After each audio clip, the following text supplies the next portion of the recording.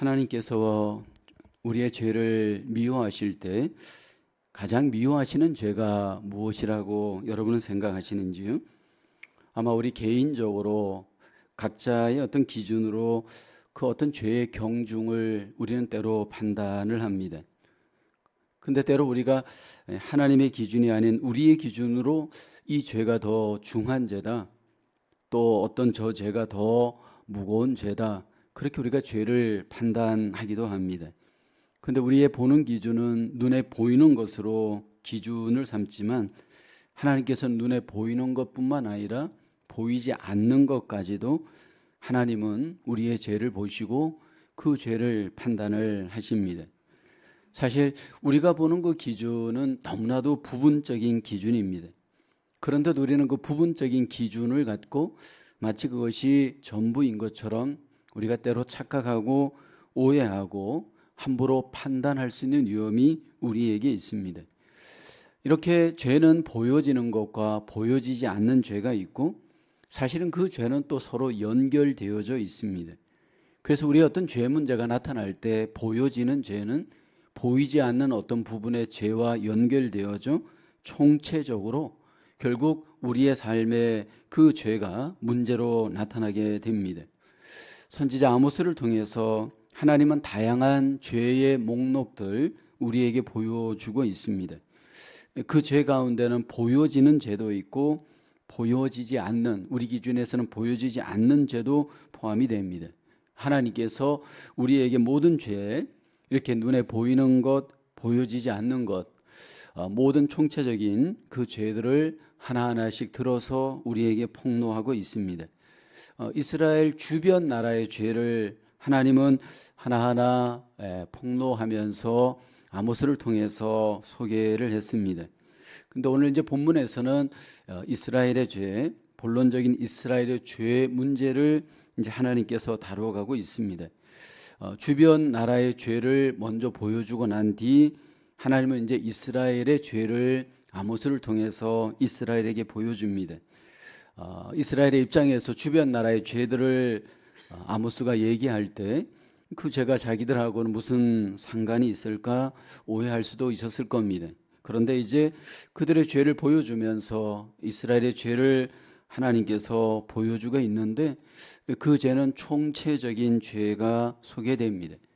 오늘 본문에 보면 경제적인 죄도 소개되고 있고요, 도덕적인 죄도 소개되고 있고요, 또 위선적으로 드리는 예배의 죄도 소개되고 있습니다. 근데 이 죄가 각각의 죄이지만 또 사실은 서로 연결된 총체적인 죄인 것을 우리에게 보여주고 있습니다. 그리고 이 죄들은 사실은 이스라엘의 죄이기도 하지만 오늘 우리의 죄일 수도 있습니다. 우리가 그 이론 중에 도미노 이론이 있는데 어떤 그 세워진 것 하나를 이렇게 건드리면 차례대로 세워진 것들이 연결되어져서 무너지는 것 우리는 잘 압니다. 그러니까 이 죄가 우리의 삶에 어떤 한 사람에게 지배해서 그 사람을 넘어뜨리면 사실은 그 사람만 넘어지는 것이 아니고 그 주변의 사람들이 서로 연결되어져 있기 때문에 서로 넘어질 수 있는 가능성이 많습니다. 시간차는 있지만 우리의 인간의 죄의 보편성의 원리에 의해서 저 사람의 죄가 언젠가는 나의 죄가 될 수 있고 또 나의 죄가 누군가에게 또 죄가 될 수 있는 그 어떤 그 연결성이 우리 속에 죄가 있기 때문에 보편적으로 연결이 될 수 있습니다. 오늘 이스라엘의 죄를 보면서 우리는 또 우리의 죄일 수도 있다는 것을 보면서 하나님께서 이 죄를 경계하시고 죄를 극복하시기를 기대하십니다. 첫째로 이스라엘의 죄는 모든 죄가 서로 연결되어 나타나게 되어 있습니다. 6절을 보면 여호와께서 이와 같이 말씀하시되 이스라엘의 서너 가지 죄로 말미암아 내가 그 벌을 돌이키지 아니하리니 이는 그들이 은을 받고 의인을 팔며 신 한 켤레를 받고 가난한 자를 팔며. 이스라엘의 우선적인 죄는 여기 보니까 은을 받고 의인을 파는 겁니다. 여기 은을 받는다라는 것은 불의한 뇌물을 받는 것을 지금 말씀하는 것이고, 의인을 판다는 것은 결국 죄 없는 자를 노예로 파는 것을 염두에 둔 표현입니다. 그러니까 이스라엘 백성들이 이렇게 불의한 어떤 이 뇌물에 대해서, 재물에 대해서 눈이 멀어서 이렇게 공의를 굽게 하고 있습니다. 신 한 켤레를 받고 가난한 자를 판다라고 말하고 있는 것은 돈 때문에 가난한 자를 노예로 팔아넘기는 그런 죄를 지금 이스라엘이 범하고 있습니다. 이것은 이스라엘만 그런 것이 아니고 한국 같은 경우에 높은 이자를 받고 돈을 빌려주는 고리 대금업자들이 참 많습니다. 사회가 어려울 때, 경제가 어려울 때 이 고리 대금업자들은 돈을 더 많이 법니다. 얼마 안 되는 돈을 이렇게 이들한테 빌리게 되어지면 나중에 보면 사실은 본전보다도 이자가 눈더미처럼 불어납니다. 결국은 그 높은 이자를 못 갚아서 집을 뺏기거나 사업체를 뺏기거나 심각한 그런 어떤 낭패를 당하는 일이 사실 한국에서 왕왕 일어나고 있습니다. 이렇게 불의한 일들이 지금 사회적으로 이스라엘 가운데 만연하게 된 근본적인 원인은 무엇일까? 이들은 지금 보여지는 은 또는 신 한 켤레에 결국은 그 탐심이 지배하게 되어지면서 그 탐심으로 말미암아 그들의 모든 사회적 질서가 이 탐심에 의해서 지배를 받는 겁니다. 사실 우리 속에는 이스라엘뿐만 아니라 우리 모두에게도 이 탐심이 있는데 은을 볼 때 그 은에 집중하게 되어지면 다른 것이 보이질 않습니다. 우리가 탐심으로 신 한 켤레를 보게 되면 거기에 마음을 다 뺏기게 됩니다. 그로 인해서 결국은 이 탐심으로 말미암아 거기에 우리의 마음이 빼앗기게 되어지면 우리는 옳은 일에 대해서, 정의에 대해서, 공의에 대해서 결국은 포기하게 되고 결국 그것들이 탐심에 의해서 지배를 받게 되어집니다. 이 불의한 죄가 사회적인 죄가 되어서 이스라엘 가운데 이게 너무 전염되어져 보편적인 기준이 된 이유가 무엇일까라는 겁니다. 여러분, 이것이 사실은 이스라엘만 그런 것이 아니고 한국도 그렇고 또 우리가 사는 미국도 그렇고 알게 모르게 경제 우선주의의 가치가 기준이 되어진 삶, 사회는 결국은 이런 어떤 경제가 우선되어지는 가치가 되기 위해서 사회적 약자들에 대해서 고통과 그 불이익에 대해서는 그냥 허용할 수 있는 여지가 사회적으로 많이 있습니다. 과거에 한국이 그런 적이 좀 있습니다. 80년대, 90년대 경제 우선주의의 산업화 정책을 펼 때 사실은 많은 그 공장의 노동자들이 어떤 그 제대로 임금을 받지 못하고 심지어는 여러 가지 어떤 불이익을 당하고 죽음을 당하는 그런 어려움들이 사실 사고가 사건들이 참 많이 있었습니다. 그렇지만 이 모든 것들이 경제 성장이 우선이다 보니까 그냥 이 모든 것들은 무시하고 그냥 내버려 두고 허용했던 적이 있습니다. 이것이 사회 전반에 걸쳐서 보편화되어져 있었기 때문에 사회적 약자들이 부당한 고통을 당하여도 이것들에 대해서 그렇게 큰 이슈를 삼지 않았습니다. 사실 우리 속에 탐심이 들어오고 돈이 우선이고 경제가 우선이고 그것들이 기준이 되어지면 도덕이 마비될 수가 있습니다. 그래서 요즘 많은 그 한국의 기업들, 대기업들이 어느 정도 돈을 벌고 나면 사회에 어떤 그 도덕적 기여, 어떤 그런 사회 봉사적 기여를 많은 돈을 내고 의무적으로 감당하기까지 하는 것, 우린 요즘 보게 되어집니다. 오늘 본문의 이스라엘이 이렇게 돈이, 탐심이 사회적 기준이 되고 우선순위의 가치가 되어졌을 때 결국은 이렇게 사회를 불의로 마비시키고 결국 사회적인 약자들에 대해서 배려와 섬김이 없는 것을 보게 됩니다. 이런 경제적인 죄는 결국 더 나아가 도덕적인 죄로 연결되어져 나타납니다. 7절에 보면 힘없는 자의 머리를 티끌 먼지 속에 발로 밟고 연약한 자의 길을 굳게 하며 아버지와 아들이 한 젊은 여인에게 다녀서 내 거룩한 이름을 더럽히며 라고 합니다. 이상하게 이 탐심, 돈이 탐심으로 지배하는 곳에는 이렇게 사회적 약자들을 배려하지 않는 그러한 어떤 문제가 우선 나타나게 되어지고요. 그로 인해서 결국은 이 땅 가운데 약자들이 결국 고통을 당하는 아픔들이 있습니다. 사실 우리가 동물들을 보게 되면 항상 보면 강한 것이 약한 것을 지배합니다. 강한 동물들이 약한 동물을 지배하는 약육강식의 어떤 그 동물들의 세계를 보면 사실 그것이 인간에게도 죄성이 동일합니다. 우리가 이 탐심이 우리를 지배하고 욕심이 우리를 지배하고 죄성이 우리를 지배하게 되어지면 이상한 것은 그것을 갖고 그 힘으로 갖고 약한 자를 섬기고 배려하지 않습니다. 그것으로 인해서 자기의 욕심을 채우고요. 더 나아가서 도덕적인 부분에 있어서도 취약한 점이 나타납니다. 소유한 탐심을 갖고 결국 자기 쾌락의 기회로 삼습니다. 오늘 아모스서 2장 7절 하반절에 보면 아버지와 아들이 한 젊은 여인에게 다녀서 내 거룩한 이름을 더럽히며 라고 합니다. 지금 이스라엘이 도덕적인 무능, 도덕적인 부패로 사회 전체가 도덕적으로 무너져 있는 모습입니다. 한 가정의 아버지와 아들이 함께 간음을 합니다. 몸을 파는 여인에게 함께 이 부자가 몸을 더럽히는 안타까운 도덕적인 실패의 모습이 소개가 되어집니다. 사실 우리가 사회를 보게 될 때 부가 발전되어질 때 이런 어떤 성기능도 여러분 무너지는 것을 우리는 많이 경험을 합니다. 고대에 발달된 도시일수록 성의 문화가 얼마나 발달되어져 있습니까? 상업이 발달한 도시일수록 성이 얼마나 발달되어져 있습니까? 왜냐하면 이 돈에 의해서 성을 사고 팔고 하는 이런 타락한 문화가 너무나도 익숙하게 보편화되기 때문일 겁니다.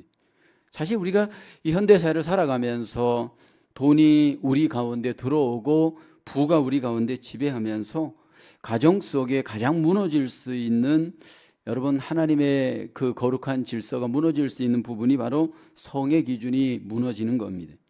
하나님께서 우리에게 성에 귀한 선물을 주셨습니다. 그런데 이것이 잘못 우리 속에 타락이 되어지고 죄가 우리를 지배하고 결국 이 세상 속에 그것들이 기준과 가치가 무너지게 될 때 결국 이런 쾌락의 도구로 성이 함부로 오용되어지는 죄가 우리 가정 속에 일어날 수 있다라는 겁니다. 가정 속에 아버지와 아들이 이 분명한 성적 기준이 없고 돈으로 성을 사고 쾌락으로 성적인 범죄에 빠질 수 있음을 이스라엘은 우리에게 보여주고 있습니다. 그래서 우리가 하나님의 백성으로 인생을 살면서 물론 우리가 돈도 벌 수 있고 부자도 될 수 있지만 그 반면에 도덕적 기준을 높여야 되고 윤리적 기준을 높여야 되고 삶의 기준을 하나님 앞에도 높여가는 그것이 우리에게 훈련이 되어져야 합니다. 만약에 우리에게 돈은 있는데 그런 기준이 높지 않으면 그 돈으로 쉽게 우리는 쾌락과 타협하고 돈과 타협하여서 결국 외설적인 문화에 우리 자신들을 쉽게 내어줄 수 있는 위기가 우리 가운데 있습니다. 그래서 하나님 앞에 우리가 인생을 살아갈 때 그만큼 돈이 나에게 있다는 것은 더 죄의 기회가 있을 수 있는 기회를 제공합니다. 그리고 그 죄의 기회가 우리에게 기회가 되지 않으려면 내 안에 그 돈으로 말미암아 오는 유혹을 넘어설 수 있는 도덕적, 윤리적 기준들을 높이는 자기 훈련이 전제되지 않으면 결국 돈을 가질수록 이러한 문화에 타협하고 넘어질 수 있는 가능성이 우리에게 더 있습니다. 많은 경우에 우리의 삶은 이런 부분에 단호하게 끊어낼 수 있는 절제와 어떤 이런 단호함의 순종의 능력들이 기본적으로 우리에게는 없습니다. 죄의 유혹으로부터 우리가 이겨낼 수 있기 위해서는 하나님 앞에 거룩한 기준과 가치의 훈련이 우리의 내면으로부터 일어나지 않으면 결국 사회가 발달할수록 경제가 발달할수록 도덕적인 이런 부패가 발달할 수 있음을 이스라엘은 우리에게 보여줍니다. 한 걸음 더 나아가 이 경제적인 실패, 도덕적인 실패는 예배의 실패로도 연결이 됩니다. 오늘 이스라엘을 보면 하나님 앞에 어떤 죄를 범하느냐 하면 위선적으로 예배하는 죄를 범합니다. 8절에 보면 모든 제단 옆에서 전당 잡은 옷 위에 누우며 그들의 신전에서 벌금으로 얻은 포도주를 마심이니라. 하나님을 예배하는 자들이 여기 보니까 제단 옆에서 전당 잡은 옷 위에 누워 있습니다. 신전에서 벌금으로 얻은 포도주를 마시고 있습니다. 하나님에 대해서 전혀 무감각합니다. 하나님을 예배하는 제단에서 전당 잡은 옷 위에 누워서 그냥 잠을 잘 정도로 뭐 하나님에 대해서 여기 그 이스라엘의 백성들이 무감각합니다. 신전에서 벌금으로 얻은 포도주에 취하여서 하나님 앞에 여기 자기 자신을 내어줍니다. 하나님 앞에 자기를 드리거나 어떤 예배하는 것에 대한 전혀 거룩한 의식이 없습니다. 그냥 형식을 따라 반복적으로 예배는 했지만 그 앞에 하나님을 두려워하거나 경외하는 진정한 예배자의 의식이 없습니다. 형식적인 어떤 그 습관에 불과한 그 이스라엘의 영적 실패의 모습이 여기 아모스를 통해 소개됩니다.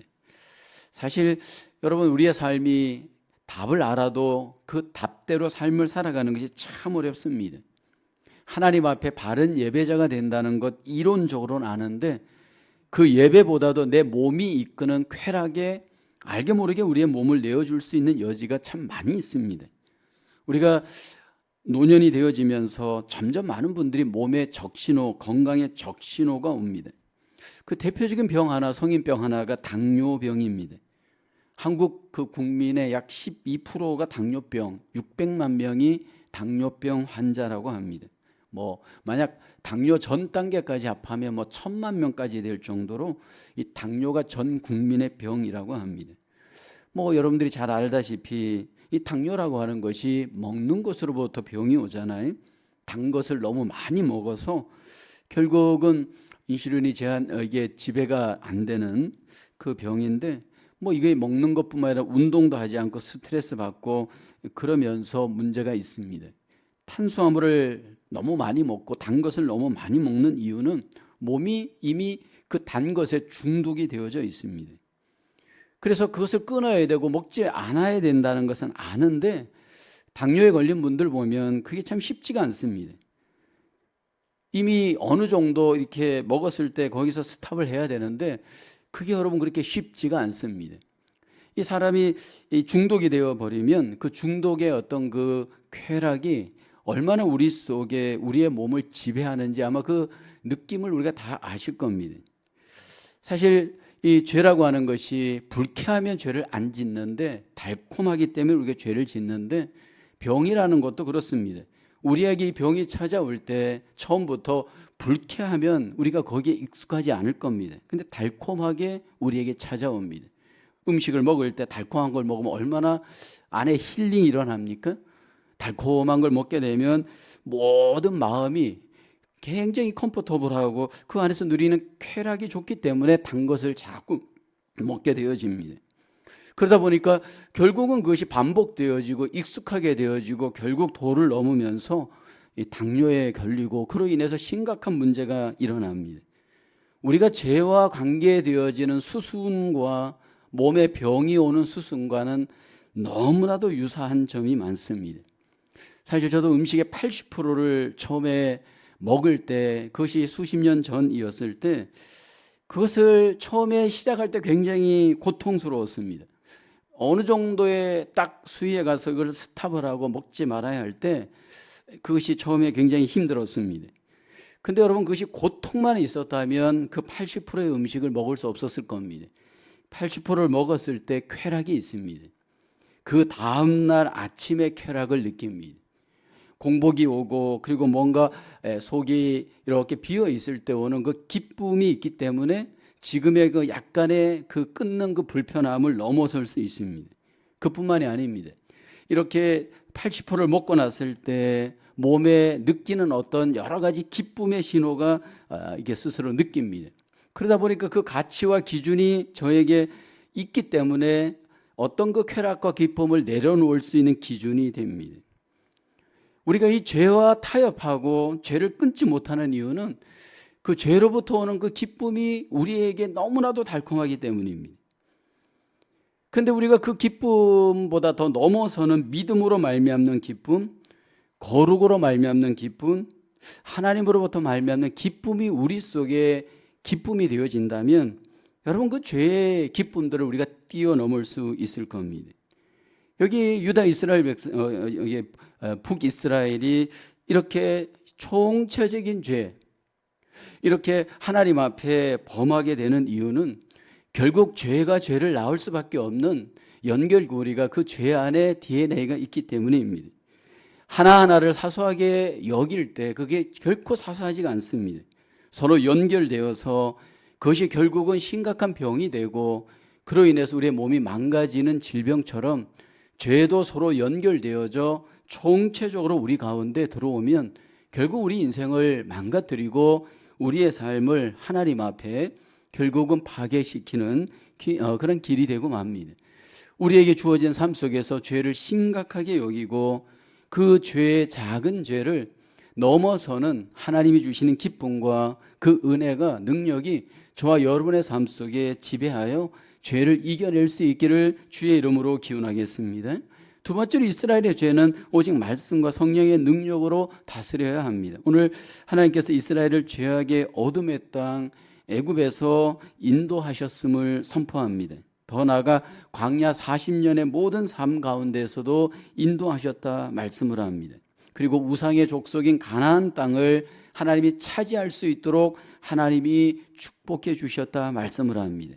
여기 아모스를 통해서 이제 이스라엘에게 그 과거의 히스토리를 말하면서 10절에 말씀을 하죠. 내가 너희를 애굽 땅에서 이끌어내어 40년 동안 광야에서 인도하였고 아모리 사람의 땅을 너희가 차지하게 하였고라고 합니다.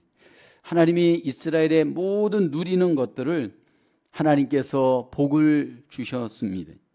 특별히 하나님이 가나안 땅을 소유하도록 은혜를 베풀어 주었습니다. 그리고 그 가나안 땅에서 어떻게 살아가야 될지 언약의 말씀도 주셨습니다. 또 성전도 주셔서 하나님 앞에 예배해야 하는 것도 하나님께서 이렇게 복을 주셨습니다. 근데 지금 이스라엘을 보면 경제, 도덕, 종교 모든 부분이 심각하게 부패하여서 범죄하였습니다. 과연 이스라엘은 회복될 수 있을까? 이 심각한 범죄에서 하나님께서 회복할 수 있는 길을 말씀을 합니다. 선지자 그리고 나시린을 일으키고 세우신다 말씀을 합니다. 11절에 보면 너희 아들 중에서 선지자를 너희 청년 중에서 나시린을 일으켰나니 이스라엘 자손들아 과연 그렇지 아니하냐? 이는 여호와의 말씀입니다. 하나님께서 구약의 이스라엘 백성들이 죄로 인해서 부패할 때 선지자를 통해서 하나님께서 이스라엘을 일으키십니다. 나시린을 하나님께서 일으켜 이스라엘을 세웠습니다. 여기 선지자는 우리가 누구인지 잘 알잖아요. 하나님의 말씀을 대언하는 자입니다. 타락하고 부패한 이스라엘 시대에 하나님이 말씀의 대언자를 세워서 이스라엘을 회복하십니다. 하나님의 말씀이 과연 부패한 사람들 치유하고 회복하는 능력이 되어질 수 있을까? 우리는 구약 이스라엘 역사를 보게 되면 끈질긴 이스라엘의 죄악의 역사를 봅니다. 그런데 그 죄악의 역사 가운데 하나님은 끈질기게 선지자를 세우셔서 말씀을 전함으로 이스라엘의 죄를 물리치게 하십니다. 그 하나님께서 결국 말씀의 권능, 그 말씀의 능력으로 이스라엘을 회복시키십니다. 또 나시린을 일으키시고 세우신다 말씀을 합니다. 우리는 구약의 사사시대에 그 부패한 시대를 일으킬 때 하나님이 나시린을 사용했던 것을 잘 압니다. 특별히 이 나시린들을 보게 되면 독주를 멀리하고 시체를 가까이 하지 않고 머리카락을 자르지 않는 그 거룩한 삶을 하나님이 살게 합니다. 나시린이었던 우리는 삼손을 기억하죠. 그 삼손이 나시린으로서 하나님 앞에 드렸을 때 그에게는 놀라운 능력이 나타납니다. 삼손이 턱뼈 하나로, 나귀 턱뼈 하나로 1000명을 그냥 여러분 사람들을 그냥 죽여버리잖아요. 근데 그 힘이 삼손의 힘이 아니었고 하나님이 주시는 힘이었습니다. 그 부패한 시대에 하나님께서 나시린이었던 삼손을 통해서 하나님의 놀라운 능력을 나타내었습니다. 사실은 이것이 오늘 이 시대에도 하나님께서 우리의 삶과 가정과 교회를 회복하는 길이 무엇인지를 구약을 통해 잘 보여주고 있습니다. 도덕적으로 부패하고 경제적으로 부패하고 영적으로 부패한 만약 삶이 있다면 대안이 무엇인가? 결국 말씀의 능력과 또 하나는 나시린의 능력, 나시린의 능력은 결국 성령의 능력입니다. 삼손의 능력은 결국 성령의 능력으로 엄청난 능력이 나타났잖아요. 무력하게 실패하는 하나님의 백성들을 향해서 하나님께서 이 모든 것들을 극복할 수 있는 힘은 말씀과 성령 안에 있음을 우리에게 보여주고 있습니다. 사실 여러분, 구약의 이스라엘 백성들을 보게 되어지면, 영적인 능력이 회복되어지게 되면 사실 모든 삶이 회복되어지는 것을 우리는 그 구약의 역사 속에서 잘 볼 수가 있습니다. 특별히 우리가 이게 무력하게 실패할 때 이스라엘을 보게 되어지면 그 중심에 무엇으로부터 시작이 되어지느냐 하면 1차적인 원인이 경제적인 집착, 탐심으로부터 시작된 것을 우리는 구약의 역사를 보면 알 수가 있습니다. 구약 이스라엘 역사를 보면 가나안 땅에 들어가서 그 우상을 따르고 섬겼던 이유는 그 우상이 그들에게 현실적인 복을 준다라고 생각하였기 때문입니다. 그것은 오늘 우리로 얘기하면 사실 이 돈이 우리에게 분명히 필요하지만 많은 경우에 우리는 돈이 우리에게 행복을 줄 것처럼 착각합니다. 그러다 보니까 돈이 우상이 되는 경우가 많이 있습니다. 그 돈의 만족을 구하다 보니까 결국 우리는 이 돈으로부터 시작하여서 모든 도덕적인 죄, 종교적인 죄까지 모든 죄가 점점 여러분 전염되어져서 결국 망가지는 경우가 참 많이 있습니다. 사실 우리가 이민자로서 미국에 와서 삶을 살면서 현실이라고 하는 이 엄청난 이 높은 벽을 무시할 수가 없습니다. 당장 우리가 이 현실에서 먹고 살려면 돈이 필요합니다. 그러다 보니까 우리는 결국 일해야 되고 어떤 부분에 있어서 현실적인 타협을 해야 할 때가 너무 많습니다. 만약 경제가 무너진다면, 삶이 무너진다면 모든 인생이 무너질 수 있기 때문에 사실 이 경제라고 하는 부분에 있어서 너무나도 그 중요성을 알기 때문에 어떤 영적인 가치를 머리로는 이해하지만 알게 모르게 이 부분이 타협할 때가 얼마나 많이 있습니까? 사실 구약의 이스라엘 백성들이 그랬습니다. 12절을 보면 그러나 너희가 나실 사람으로 포도주를 마시게 하며 또 선지자에게 명령하여 예언하지 말라 하였느니라. 하나님이 쓰시는 도구였던 선지자와 나실인에 대해서 여기 구약의 이스라엘 백성들이 포도주를 마시게 하였고 예언하지 말도록 그렇게 그들은 협박을 했습니다. 포도주를 마시게 했다라는 것은 무엇을 의미하는 것일까요? 결국은 그들이 포도주를 마시지 않아야지 나시린으로서 성령의 능력이 나타나는데 그런 어떤 능력 있는 영적인 삶을 살지 못하도록 유혹하고 결국은 타락하도록 그렇게 그들을 이끌었습니다. 그리고 예언하지 못하도록 그렇게 유혹을 했잖아요. 우리가 구약에 보면 거짓 선지자들이 많이 있었고 참 선지자들이 소수였던 것을 보게 됩니다. 그런데 거짓 선지자들의 한결같은 특징은 현실적으로 많은 그리스도인 그 당시에 이스라엘 백성들에게 평안의 메시지를 줍니다. 그런데 하나님의 메시지를 받았던 참 선지자들은 대부분 경고의 메시지, 회개의 메시지, 심판의 메시지를 줍니다. 그러다 보니까 결국 나중에 가서 이 참 선지자들이 어려움을 당하고 고난을 당하게 됩니다. 그리고 예언을 하지 못하도록 합니다. 결국 그 거짓 선지자들이 지배하면서 이스라엘도 같이 망하게 되어지고 그로 인해서 결국 다 타락의 길로 걷는 것을 보게 됩니다. 이것은 오늘 우리 시대에도 동일하게 반복되어질 수 있는 문제입니다. 복음의 시대를 살아가면서 타협할 것인가, 그 유혹에 넘어갈 것인가, 여전히 우리에게도 똑같은 과제가 있습니다. 이 시대는 우리 모두가 사실 선지자적 사명이 있지 않나요? 하나님 우리 모두에게 말씀을 주셨습니다.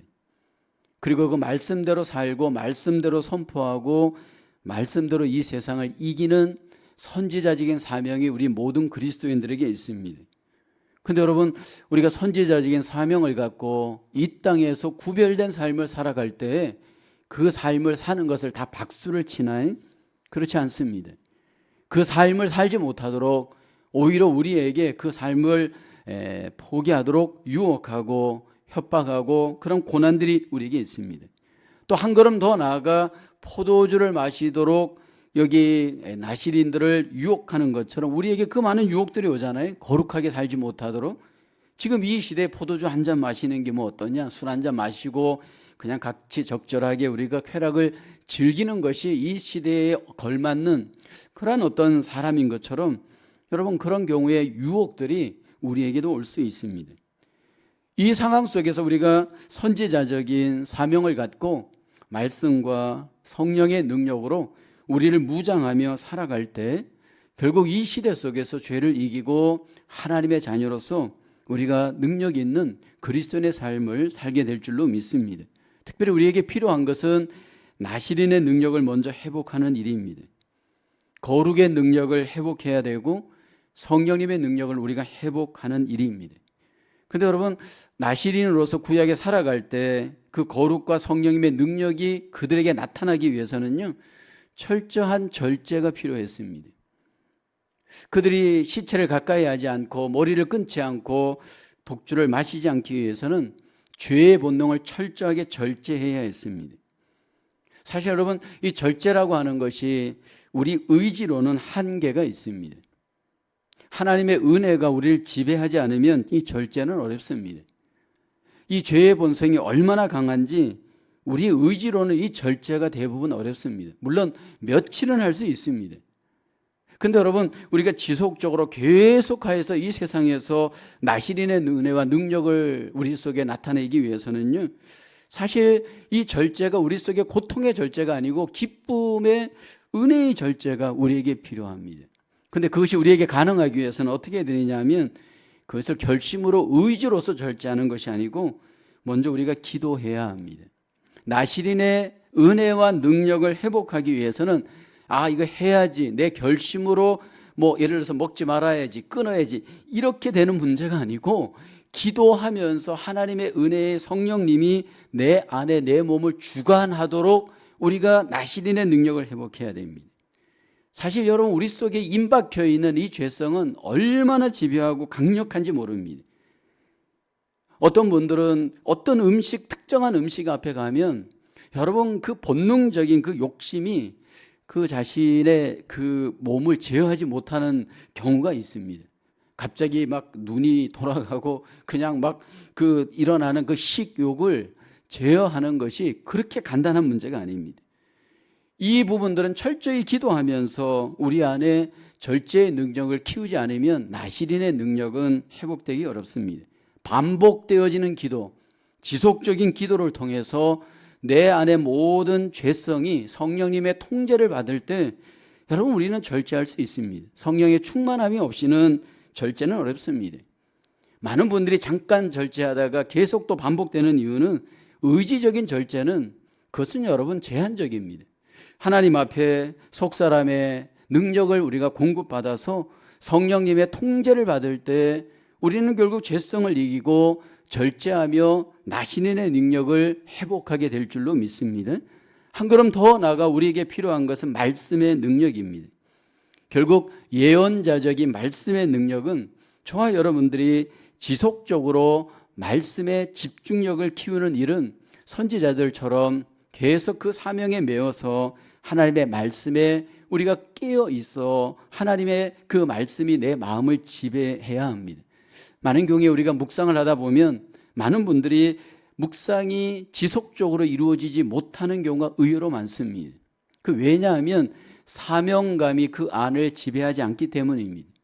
우리 안에 하나님이 주신 사명감이 있으면 선지자적 사명감을 갖고 이 세상을 살아가는 하나님 나라의 증인이요 우리가 그리스도인이라면 우리 안에 그 사명감을 갖고 하나님의 말씀에 깨어서 내 마음을 그 하나님의 말씀에 매이게 되는 줄로 믿습니다. 그리고 그 말씀이 단순히 나만 그 말씀이 해당되는 것이 아니고 우리 가정 속에, 교회 속에, 일터 속에 그 말씀이 예언자적으로 그 말씀이 적용되도록 때로는 나도 적용하지만 그들에게 그 말씀을 전해야 될 그 사명이 우리에게 있는 그 사명감을 깨워야 됩니다. 많은 경우에 우리가 하나님의 자녀로서 삶을 살아가면서 하나님이 주신 이 말씀에 대한 매임이 선지자적인 사명으로 우리 속에 매여 있지 않음으로 인해서 알게 모르게 타협하고 넘어가는 경우가 너무 많습니다. 돈을 쫓고 세상을 쫓는 것이 아니고 말씀으로 내 마음이 메인바되어져 하나님을 쫓을 때 결국 저와 여러분들이 이 세상을 말씀으로 이기고 그 능력으로 죄성을 이기고 승리하게 될 줄로 믿습니다. 아모스 시대의 이스라엘의 죄악을 우리는 함께 보고 있습니다. 이들의 부패는 종합적이었습니다. 경제적인 죄의 부패가 도덕적인 죄의 부패로 연결되고 영적인 부패의 죄로 연결되었습니다. 그 결과 이스라엘은 총체적으로 삶의 부패가 있었습니다. 이런 죄악의 부패를 하나님이 보시면서 회복할 수 있는 길은 두 가지의 길을 말씀을 합니다. 하나는 선지자의 길을 회복하고 또 하나는 나실인의 길을 회복하기를 원합니다. 하나님은 우리에게 말씀으로 성령의 능력으로 여전히 회복하기를 기대하시는 줄로 믿습니다. 저와 여러분 속에 다시 말씀의 능력에 선지자적인 사명을 갖고 우리를 매이게 하시고 절제와 경건의 그 삶으로 성령님의 능력을 우리 안에서 회복하여 죄악을 이길 수 있는 저와 여러분의 삶이 되어야 할 줄로 믿습니다. 죄악에 포로된 삶에서 우리 자신들이 다시 한번 말씀으로 성령의 능력으로 우리의 내면을 훈련하여 하나님 앞에 받은 사명과 그 모든 증거를 회복하시고 승리하시는 저와 여러분 되어지기를 주님의 이름으로 축원합니다. 기도하겠습니다. 은혜가 풍성하신 하나님, 죄로 부패한 이 시대를 살아갈 때 다시 한번 우리가 말씀의 능력으로 성령의 능력으로 무장하여 하나님이 주신 선지자적인 사명, 나실인의 사명을 잘 감당할 수 있도록 저희를 인도하여 주시옵소서. 하나님, 우리의 삶이 일상으로 돌아가 하나님 죄와 타협하지 않도록 우리의 마음을 다스려 주시고 하나님의 성령의 능력으로 인도하여 주시고 말씀의 능력으로 삶을 지배하며 이 땅에 그리스도인임을 증거하며 하나님의 나라를 세워가는 저희들 되게 도와주시옵소서. 연말연시를 맞아서 다시 한번 하나님 우리를 하나님의 뜻대로 인도하셔서 믿음으로 승리하며 하나님의 나라를 세워갈 수 있도록 저희를 인도하여 주시옵소서. 감사하고 예수님의 이름으로 기도하옵나이다. 아멘.